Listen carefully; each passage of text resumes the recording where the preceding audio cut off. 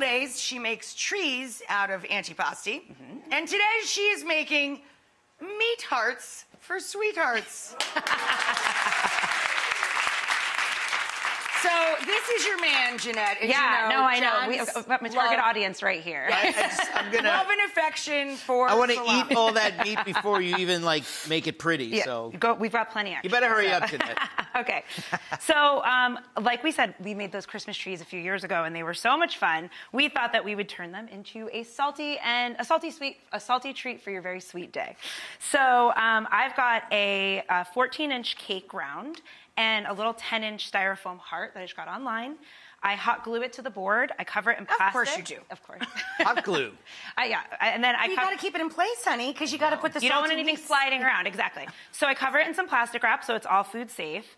And then now this is all mix and match. So I like to do pepperoni, salami, prosciutto. I like to do some fresh mozzarella balls, some provolone, some pepperoncini. And what is fun about these is that the salami and the pepperoni, it's pink and red for a little Valentine's Day fun. Aww. So I like to alternate those around.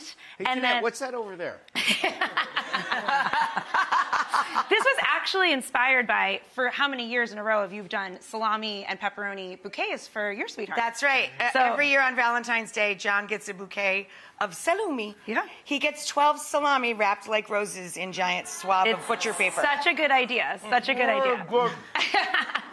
Okay, so you see where I'm going with this. You do the salami and the pepperoni all the way around the first round.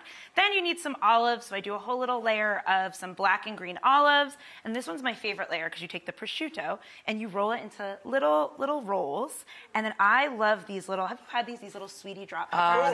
Oh, they're adorable. So good. Little tiny sweet peppers. And then so you're making a little heart around the top of the heart shape out of a little bit of prosciutto. And these are like sweet and a little like vinegary. This would never happen in our house. John would eat everything before it ever got to the table. My husband gets the not meat heart. He gets all the scraps. So that always works out for him. He gets very excited. Okay, so now we're going to do pepperoncini peppers. So we just do a whole, and then the beauty of antipasto is that like it all kind of bleeds onto each other, right? So you've got like the vinegar of the peppers and like the sweetness of the meats and the saltiness.